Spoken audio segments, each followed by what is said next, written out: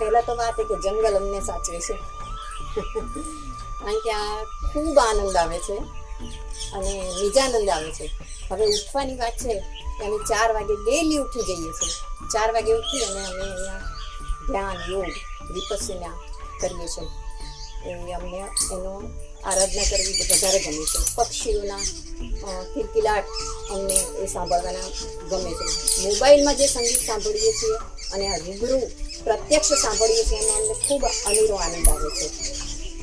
સાથે ઉઠીને પહેલાં અમે અમારી નિત્યક્રિયા પતાવી અને પછી અમે ચણ નાખીએ છીએ એમાં.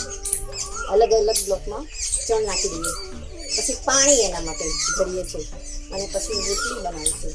લગભગ 2 થી 3 કિલોની રોટલી બને છે અને એ રોટલી અલગ અલગ જગ્યાએ અલગ અલગ બ્લોકમાં નાખીશું.